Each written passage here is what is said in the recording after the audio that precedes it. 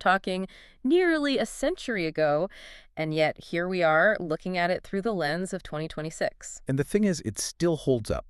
It does more than hold up. When you strip away the black and white photos and some of the occasionally dated language, the advice feels, I don't know, more urgent than ever. Absolutely. Yeah. We are talking, of course, about Dale Carnegie's How to Win Friends and Influence People. Right. And I think we have to address the elephant in the room right away. Because a lot of people, they hear that title, How to Win Friends and Influence People, and they roll their eyes. Oh, yeah. It triggers a very specific reaction. It sounds cynical, doesn't it? Winning friends like there's some kind of prize. Yeah. Influencing people like you're a spy or something. It sounds like a sales manual for a used car dealer. Exactly. In a polyester suit, you picture a guy shaking your hand just a little too firmly, repeating your name every 3 seconds, giving you this fake smile while he's trying to sell you insurance you don't need. It feels like manipulation. It does, but when we actually dove into the source material and we really tore this thing apart for today's deep dive, that whole caricature, it just falls apart almost immediately. Completely. I mean, if you look at the core premise, it is not a guide on how to trick people. It's a masterclass in human psychology. That's a good way to put it. The central thesis we're going to explore today isn't about sales tactics at all. It's about a fundamental shift in how you view every single one of your interactions. It's about shifting your focus from satisfying your own ego, your own, desperate need to be heard and validated, to satisfying that deep, almost starving hunger that other people have for recognition. Exactly that. That was the big aha moment for me reading through the intro. The source material highlights this incredible paradox. The more you make other people feel significant, the more significant you become in their eyes. It's completely counterintuitive. Right. We usually think, okay, if I want to be important, I have to talk about my achievements. I need to be the smartest person in the room. I have to dominate the conversation. And Carnegie says, no, do the exact opposite. Right. And today, we're going to map out exactly how that works.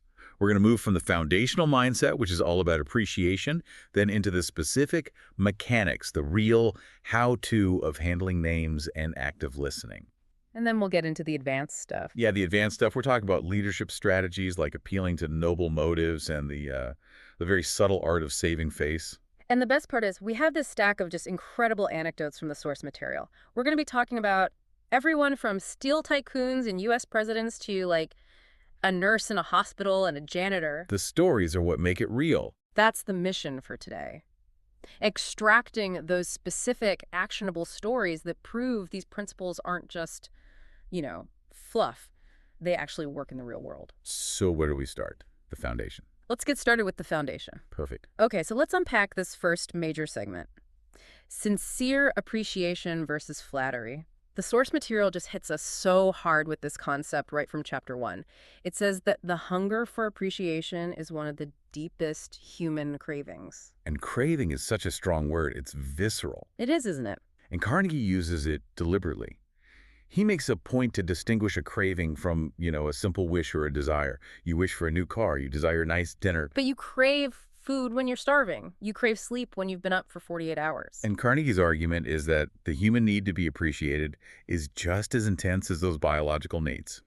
We literally, we wither without it. And the source contrasts this so sharply with criticism. That's the other side of the coin. Criticism just creates defensiveness. It makes people put their walls up instantly. I mean, think about it. The last time you were criticized, did you immediately say, oh, thank you, that is a logical point, I will change immediately? Never. Of course not. Rarely. Right. Yeah. Usually I start listing all the reasons why it wasn't my fault or why the other person is wrong, or I shut down. Right, because criticism attacks the ego. It wounds a person's sense of their own importance. Appreciation does the complete opposite. It opens them up. And we have the perfect example of this with Charles Schwab. Oh, yeah. Now, for those who don't know, Schwab was one of the highest paid executives in America back in the early 20th century. Yeah. I mean, this guy was earning a salary that would be astronomical even by today's standard. Right. And in the book, he's asked, how do you do it? What's your secret? Do you know more about steel than anyone else? And he admits he doesn't. He says flat out, plenty of people working for me know more about the chemistry of steel than I do. He wasn't the technical expert. No, his answer is just, it's profound in its simplicity. Schwab said, I consider my ability to arouse enthusiasm among my people the greatest asset I possess. And the way he did that was through appreciation and encouragement. He realized that talent is fragile. You can crush it with criticism, or you can, water it with praise. I love this specific quote he gives about his management style. He said he was anxious to praise, but loath to find fault. That is such a great turn of phrase, anxious to praise. It implies an active search, like he's hunting for it. It really does. And it highlights the difference between his leadership style and the standard corporate environment. Honestly, even today. Absolutely. Think about the standard approach. If you do your job perfectly, what happens? Nothing. Silence. You just get to keep your job. Silence is the reward for doing a good job. Yeah. But if you make one mistake. Oh, immediate feedback. Yeah. Immediate criticism. Schwab flipped that on its head. He actively hunted for things to praise. He normalized positive feedback so that when things inevitably went wrong, the team was already on his side. He had built up this huge bank account of goodwill. But this is where it gets tricky, and where I think a lot of people, myself included, get skeptical.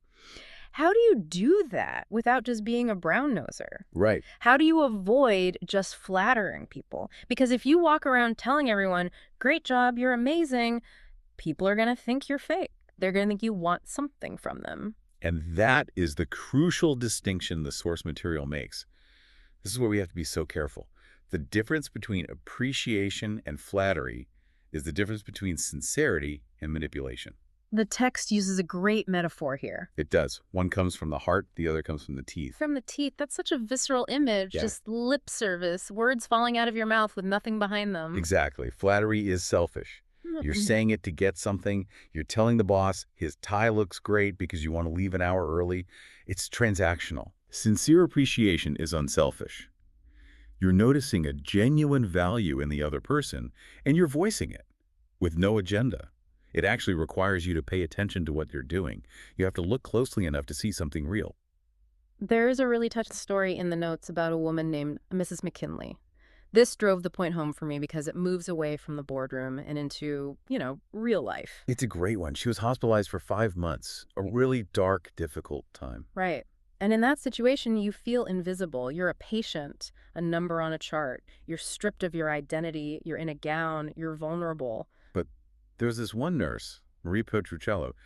She didn't just do her medical duties. She offered consistent encouragement. She would ask Mrs. McKinley about her progress, not just clinically, but personally. She noticed when Mrs. McKinley tried to sit up for the first time.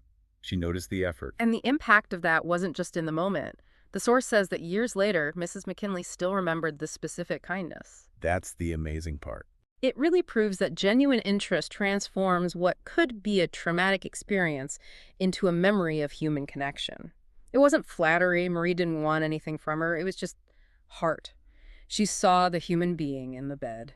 And that leads perfectly into the next big shift Carnegie talks about. If step 1 is appreciating people, step 2 is getting out of your own head entirely. Yes, this is segment 2, the art of being interested instead of trying to be interesting. It's a subtle word shift, but it's a massive mindset shift. There's a killer quote here. You can make more friends in 2 months by being interested in others than in 2 years of trying to get them interested in you. It's the difference between being a magnet and being a loudspeaker. Yeah. Most of us try to be the loudspeaker. We do. We broadcast our virtues. Look at my vacation photos, hear about my promotion, listen to my brilliant opinion on the economy. But being interested, that pulls people in. It makes you a magnet. And the champion of this, according to our deep dive sources, is none other than Theodore Roosevelt. The anecdotes about him are honestly, they're unbelievable. We're talking about the President of the United States. A man who was arguably one of the busiest, most pressured men on the entire planet.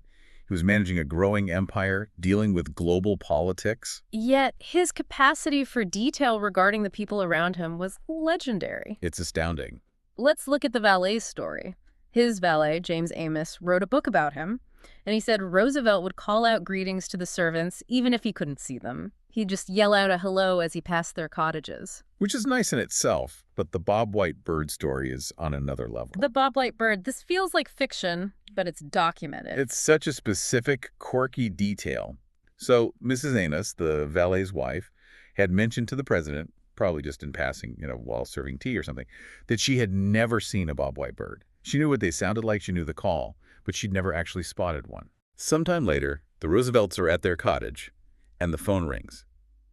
It's the president calling Mrs. Amos specifically. Can you imagine picking up the phone and it's Teddy Roosevelt on the other end? Hello, is Mrs. Amos there? And he's not calling to give an order.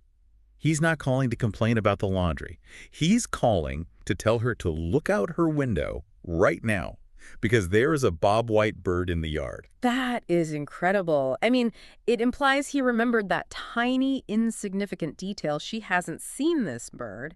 And when the opportunity arose, he prioritized sharing that with her over whatever state business he had going on. It shows he was listening. He filed that detail away.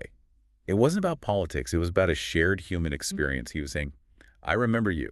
I remember what you care about. And think about the loyalty that builds. If the President of the United States cares enough about you to make sure you see a bird, you would walk through fire for that man. You absolutely would. And there's another one where he visits the White House after he's no longer president. Taft is in charge now. And Roosevelt goes around greeting everyone by name, even the kitchen maids. The emotional impact of that was staggering. Ike Hoover, the head usher, said it was the only happy day they'd had in 2 years. He actually had tears in his eyes. Wow. When you make people feel seen, especially people who are often overlooked by society or by hierarchy, the kitchen staff, the gardeners, you create a connection that money cannot buy. Roosevelt didn't just see staff, he saw individuals. But does this work in business? Yeah. I mean, is it just a politician's trick? Because politicians are, they're built differently. That's a fair question. And we have the story of Edward M. Sykes, the Johnson & Johnson rep. This feels way more applicable to our listeners who might be in sales or management. This is a great real-world application.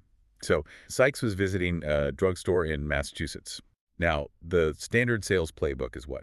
You walk in, you find the decision maker, the owner, you pitch the product, and you close the deal. Right. Ignore everyone else because time is money. Sykes didn't do that. He spent time chatting with the soda clerk and the sales clerk first. He was just chatting, being human, asking about them, not trying to sell them anything. And the payoff was almost immediate. The owner initially rejected him, told him he didn't need any J&J products, basically, get out of here. But then something happened after he left. The clerk stepped in. They advocated for him. They told the boss, if any salesperson deserves your business, it's this guy. Yeah. Why?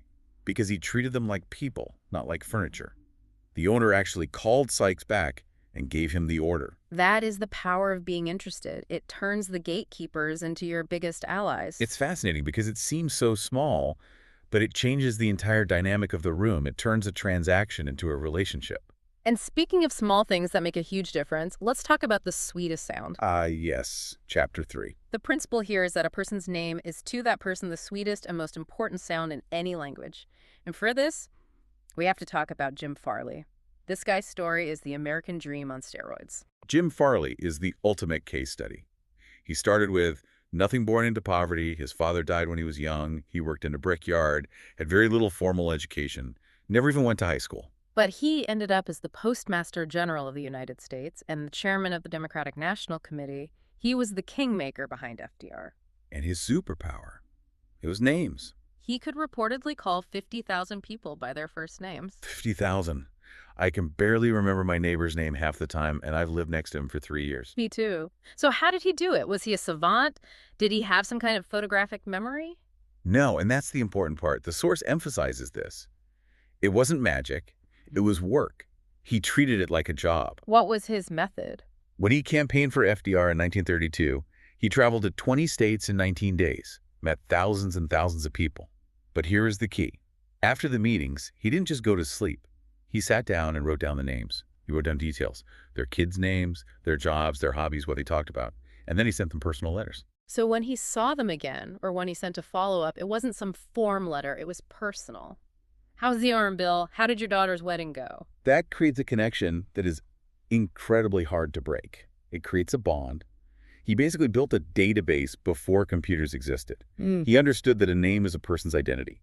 When you remember it, you honor them. When you forget it, you're subtly saying, you don't matter to me. And then you have Andrew Carnegie again, the steel magnate, who used this same principle, but in a slightly different way. He used it to appeal to ego. The rabbit story. I love this one. It's so manipulative, but so brilliant. It really shows how early he learned this lesson. Walk us through it. So it's a classic childhood story that shaped his business life. As a boy in Scotland, he had a bunch of pet rabbits. They reproduced as rabbits tend to do. And suddenly he had a whole warren of them, but no food. He was a poor kid. He couldn't afford to feed them. So what did he do? He had an idea. He went to the neighborhood kids and he told them that if they gathered clover and food for the rabbits, he would name the rabbits after them. That is genius. This is the Bobby Rabbit. This is the Jane Rabbit. And it worked. The kids worked for free because they wanted the prestige of having a rabbit named after them. Carnegie never forgot that lesson. So how did he apply that later? Years later, he wants to sell steel rails to the Pennsylvania Railroad. This is a massive contract. The president of the railroad is a man named J. Edgar Thompson. So what does Carnegie do? He builds a huge steel mill. And names it the Edgar Thompson Steel Works. And guess where J. Edgar Thompson bought his steel rails? He bought them from the mill with his name right on the front door. Of course he did. Oh. It's Psychology 101. When you attach someone's name to something, you're validating their identity. You're immortalizing them in a small way. Carnegie knew that men would work harder for prestige and their own name than they would for just money. So for the listener who isn't, building a steel mill today, the source material gives some practical tactics on how to actually get better at this. Because honestly, remembering names is hard. I struggle with it constantly. It is hard. And the book admits that. It takes real effort. The advice is, first, listen attentively. Don't just wait for your turn to speak. If you didn't catch the name, which happens to all of us, just ask. Right. Sorry, I didn't catch that. Or ask about the spelling. Is that with an I or a Y? People actually love talking about their names. Then repeat it immediately in conversation. It was nice to meet you, Sarah. And finally, try to associate it with a visual feature. It requires active mental effort, but the ROI is huge. You just have to care enough to try. Okay, so we've got appreciation, we've got interest, we've got names. Now let's move to one of my favorite segments, the silent conversationalist. This is all about active listening. This brings us to the story of the botanist at the dinner party. This is such a funny example of perception versus reality. It really is. So the narrator attends a dinner party and meets this famous botanist. And the botanist just goes on and on. He talks about exotic plants, indoor gardens, and he goes on this long, long tangent about potatoes. And the narrator just sits there, listening, spellbound. He barely says a word all night. He literally just nods and looks interested. And at the end of the night, the botanist turns to the host and says that the narrator was a most interesting conversationalist. But he didn't converse. He was a statue with ears. Exactly. And that's the point. The botanist didn't want a debate. He didn't want to hear about the narrator's day. He wanted an audience. He wanted to be heard. By giving him that focused attention, the narrator gave him exactly what he needed. He validated the botanist's passion. There is a stat in the source material that really backs this up. The New York Telephone Company analyzed 500 phone calls to see which word was used the most. They wanted to know what people talk about. And the winner, by a landslide, was the word I. How many times? 3,900 times in just 500 calls. We are just hardwired to think about ourselves. We are the protagonist of our own movie. Everyone else is just an extra. So when you meet someone who is willing to step out of their own movie and actually listen to you, it's like finding water in the desert. It is intoxicating. And it also diffuses conflict. This is where it gets really practical for difficult situations. We have the story of the chicken coop. Ah, yes, Joseph Webb. He's a salesman trying to sell electric lights to a farmer. And the farmer was a really tough sell. Actually slammed the door in his face at first, a classic get-off-my-lawn moment. She didn't want to hear a sales pitch. Not at all. Yeah. But Webb didn't push back. He didn't say, wait, let me show you this brochure. He looked around and he noticed the chickens. They were a specific breed, Dominic chickens. Okay. And Webb just asked, how did you know your hens were Dominic's? He showed interest in what the woman cared about. He pivoted from his agenda to her agenda. And the door opened. Literally and figuratively. Hmm. She started talking about the chickens, her pride in them. She opened up, she gave him a tour, showed him the eggs, and eventually she bought the electric lights because she trusted him. He wasn't a salesman anymore. He was a person who appreciated her world. He bridged the gap just by listening to what mattered to her. There's an even more intense example with a guy named Julian Detmer and an angry customer. This is the nightmare scenario for anyone in customer service. Oh, yeah. This customer comes in just storming about a wrong bill. He is furious. He's ready for a fight. He probably rehearsed the whole argument in the car on the way over. He's ready to sue. And Detmer's reaction is textbook. Most of us would get defensive. We'd say, calm down, sir, which, never works. That still works. But Detmer didn't argue. He didn't pull out the ledger to prove he was right. He just listened. He let the man vent. He thanked the man for bringing it to his attention. He said, if we made a mistake, I want to know about it. And what happened to all that anger? It just evaporated. The customer just wanted his frustration to be validated. He wanted to be taken seriously. Once Detmer validated the emotion, the balloon just deflated. And the resolution. The customer went home, looked at the bill again, and realized he was the one who had lost it. He was wrong. The company was right all along. But because Detmer listened, he kept the customer. If Detmer had argued, he would have been right, but he would have lost the client forever. It validates that idea from Carl Rogers, the psychologist, which is quoted in the source. When I have been listened to and when I have been heard, I am able to perceive my world in a new way. Listening isn't passive. It's an active process of validation.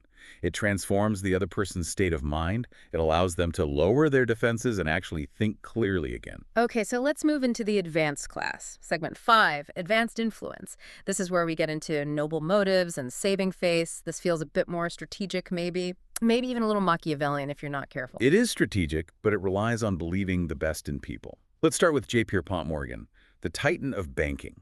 He had this theory that people have two reasons for doing anything: the real reason and the good-sounding reason, the noble reason. And the advice is, appeal to the noble one. Correct. Because we all want to think of ourselves as good, moral people. Even people who are acting selfishly usually have a story in their head about why they are actually doing the right thing.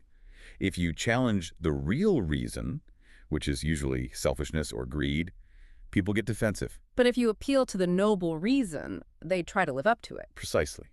The story of Hamilton J. Farrell and the tenant is a perfect example. The tenant wants to break his lease early. A lot of landlords would just say, "I'll sue you, read the contract, you owe me the money." Standard procedure. But Farrell didn't do that.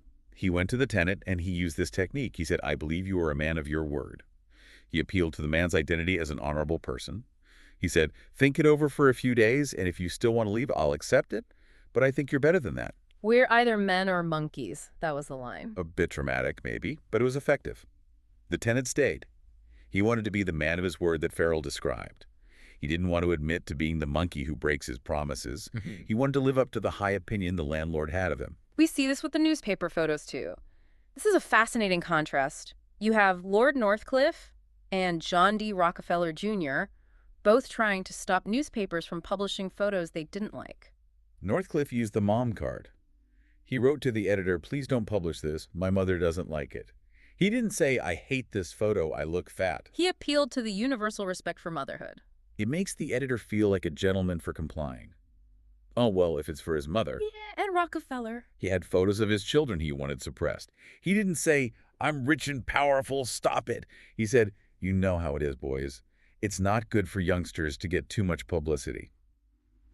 He appealed to their protective instinct toward children. He made them feel like protectors, not censors. He made them feel like they were on the same team, protecting kids from the limelight. It's so subtle but so smart. You align your request with a value the other person already holds. You're not forcing them. You're inviting them to be their best self. Exactly.